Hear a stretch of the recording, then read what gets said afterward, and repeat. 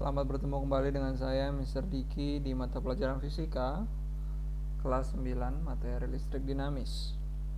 Jika pada minggu lalu kita sudah menyelesaikan materi tentang rangkaian seri, hambatan yang dipasang pada rangkaian seri adalah hambatan yang dipasang pada sebuah kawat yang tidak bercabang. Hambatan pada rangkaian seri dapat dihitung seperti cara yang ada di layar kalian. Jika ada dua buah hambatan, maka keduanya cukup ditambahkan saja sehingga dapat disebut sebagai hambatan pengganti atau hambatan pada rangkaian seri. Dan sedikit membahas tentang soal pertama yang kita kerjakan di pertemuan sebelumnya adalah ketika rangkaian seperti gambar terlihat di layar dan ditanyakan lampu mana yang akan menyala paling terang sampai yang paling redup. Jelaskan dan bagaimana prosesnya. Kalian harus menerangkan bahwa pada rangkaian seri, terang dan redupnya lampu itu cukup bisa dilihat dengan melihat besar tegangan atau besar hambatan. Sekali lagi, pada rangkaian seri, terang dan redupnya lampu cukup dilihat dengan besar tegangan atau besar hambatan. Jadi, jika mau tahu mana lampu yang lebih terang, lihat saja tegangan mana yang lebih besar. Atau kalian juga bisa lihat hambatan mana yang besar di sana. Mengapa hal ini tidak seperti yang dipelajari sebelumnya yang mengatakan bahwa ketika hambatan besar maka kuat arus kecil? Ingat, berdasarkan hukum Kirchhoff, besar kuat arus yang mengalir pada rangkaian seri selalu sama. Jika besar kuat arus pada rangkaian seri selalu sama, berarti tidak ada yang kecil dan tidak ada yang besar. Otomatis besar kuat arus yang sama mengalir di lampu 12 ohm, 15 ohm, dan 13 ohm. Jika kuat arusnya sama, kita tidak bisa lagi mengatakan bahwa jika kuat arus kecil maka hambatan besar atau jika kuat arus besar hambatan kecil, karena kuat arusnya sama. Sehingga kita perlu melihat bahwa yang mempengaruhi terang dan redupnya lampu khusus pada rangkaian seri adalah tegangan atau besar hambatan. Semakin besar tegangan, maka lampu akan semakin terang. Sementara semakin kecil tegangan, lampu semakin redup. Dan poin kedua yang harus kalian ingat baik-baik adalah besar kuat arus listrik yang mengalir pada rangkaian seri selalu sama. Itu berdasarkan hukum Kirchhoff, karena pada rangkaian tersebut kabel atau kawat itu tidak bercabang, artinya membentuk satu buah garis lurus saja, seperti gambar yang saya tampilkan di samping sebelah kiri ini. Gambar di sebelah kanan hanya dalam bentuk aplikasi yang sebenarnya dalam kehidupan sehari-hari adalah sebuah garis lurus.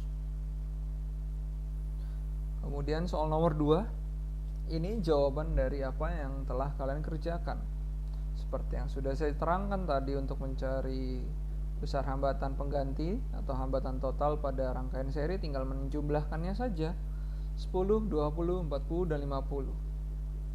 Lalu jika ditanyakan bagaimana besar kuat arus listriknya, ingat saja hukum Kirchhoff. Pada rangkaian seri, kuat arus listrik selalu sama, baik di 1, 2, 3, dan 4. Lalu bagaimana dengan besar tegangannya? Ingat, pada rangkaian seri, jumlah tegangan listrik pada masing-masing hambatan sama dengan jumlah tegangan listrik total. Saya ulang sekali lagi.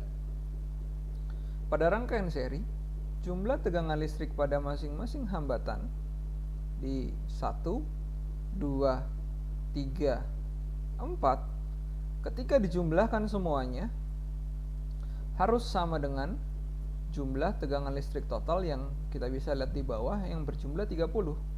Dan ketika kita menghitungnya dengan menggunakan rumus V sama dengan I kali R, I-nya menggunakan angka 1/4 semuanya, R-nya menggunakan R masing-masing, maka kita akan mendapatkan V1, V2, V3, dan V4 adalah seperti tertera di layar. Dan ketika semuanya dijumlahkan, maka harus sama dengan jumlah tegangan listrik total yang sebesar 30 volt. Sederhana bukan? Begitu pula untuk nomor 3. Secara konsep tidak ada yang berbeda. Sama.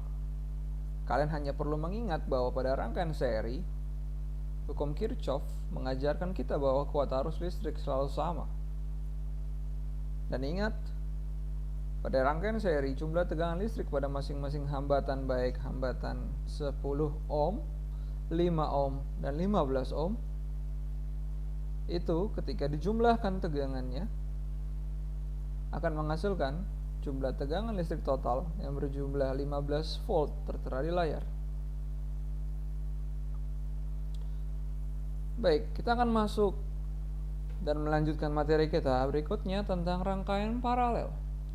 Rangkaian paralel adalah kebalikan dari rangkaian seri. Kalau rangkaian seri tidak bercabang, rangkaian paralel itu adalah rangkaian bercabang. Kalau kita lihat di sini, ketika ada kuat arus masuk dari sumber baterai positif yang lebih panjang, dia akan mengalir secara bercabang ke R1 dan ke R2. Artinya pada rangkaian paralel kita bisa lihat bahwa kuat arus itu mengalir tidak pada satu garis lurus. Dia mengalir pada lebih dari satu garis lurus, dan pada gambar ini dua, baik itu R1 maupun R2. Akan tetapi yang perlu diingat, kuat arus itu akan kembali ke satu titik. Ingat, I masuk sama dengan I keluar. Itulah hukum Kirchhoff. Lalu, bagaimana cara untuk menghitung dan menyatukan jumlah hambatan atau resistor pada rangkaian paralel? Lihatlah kotak yang ditandai dengan warna krem di sini. Ini rumusnya. 1/Rp sama dengan 1/R1 tambah 1/R2.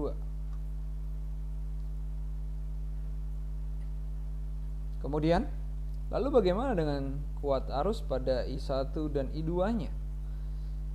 Karena kita menggunakan konsep dari hukum Kirchhoff, maka kita perlu tahu bahwa ketika kuat arus itu bercabang, maka kuat arus itu pun terbagi.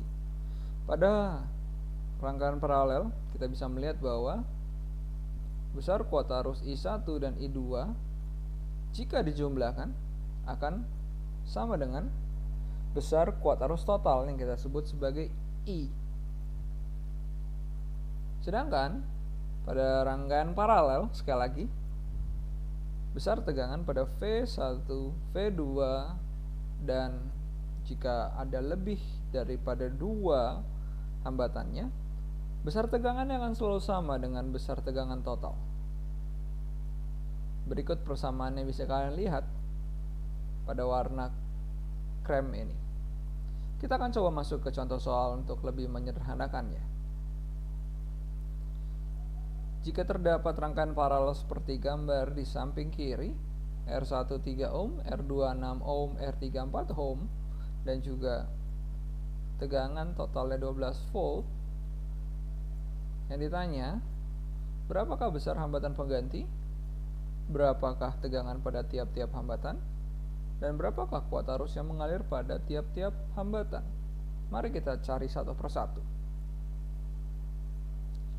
Sesuai dengan yang tadi sudah saya sampaikan bahwa rumusnya adalah yang saya tandai ini, kalian tinggal memasukkannya saja. R1 3, R2 6, dan R3 adalah 4. Karena ini dalam bentuk pecahan, kita harus menyamakan penyebutnya. Cari saja berapa kelipatan 3, 6, dan 4 yang sama, yaitu 12. Lalu kita jadikan pecahan yang bisa nanti penyebutnya sama. Lalu kita hitung sehingga mendapatkan 1/RP sama dengan 9/12. Namun, sampai di sini belum selesai karena kita ingin mencari RP, bukan 1/RP. Jika kita ingin mencari RP, maka kita harus mengkalikan ruas sebelah kiri dan kanan dengan angka yang sama atau variabel yang sama. Atau kalian juga bisa menggunakan sistem perkalian silang. Sehingga kalau menggunakan perkalian silang, kalian akan mendapatkan RP sama dengan 12/9, dan jika disederhanakan menjadi 4/3 ohm. Hasil jawaban cukup dalam pecahan seperti tercantum di layar saja. Selanjutnya, bagaimana dengan besar tegangan pada masing-masing hambatan, baik itu R1, R2, R3 pada rangkaian paralel? Seperti yang tadi sudah kita pelajari bersama, bahwa besar tegangan pada masing-masing hambatan akan selalu sama. Artinya, jika besaran dari tegangan totalnya adalah 12, otomatis tegangan pada R1 pun 12, tegangan pada R2 pun 12, dan tegangan pada R3 pun 12. Ingat, ini hanya berlaku pada rangkaian paralel saja, tidak pada rangkaian seri. Jangan terbalik ya. Lalu bagaimana dengan kuat arusnya? Nah, ingat pada rangkaian paralel bahwa kuat arus yang melalui R1, R2, dan R3 ketika dijumlahkan harus sama besarnya dengan besar kuat arus yang masuk. Kalau nanti kalian hitung besar kuat arus yang masuk pada titik ini, itu bernilai 9 ampere. Artinya kuat arus itu akan terpecah di R1, di R2, dan R3. Berapa besarannya? Kita harus hitung. Namun ketika sudah kembali di titik yang sudah saya tandai ini atau titik sebelah kanan, dia akan kembali menjadi 9 ohm. Maaf, 9 ampere. Berlaku hukum Kirchhoff, I masuk 9 dan I keluar 9.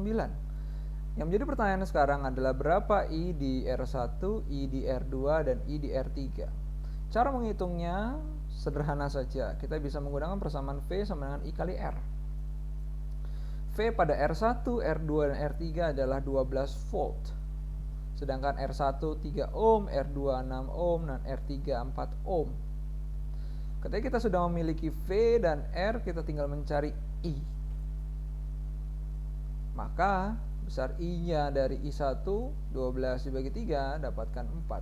Di I2 berarti 12 dibagi 6 sama dengan 2, dan di I3 12 dibagi 4 sama dengan 3. Dan ingat, kalau ini dijumlahkan dia akan bernilai 9 ampere, yang berarti ketika masuk di titik awal 9 ampere lalu terbagi ke atas 4 ampere, di tengah 2 ampere, dan di bawah 3 ampere, dan ketika kembali lagi di titik ujung keluar, dia akan kembali 9 ampere. Berlaku hukum Kirchhoff, I masuk sama dengan I keluar. Mudah bukan? Terima kasih buat perhatiannya. Sampai jumpa.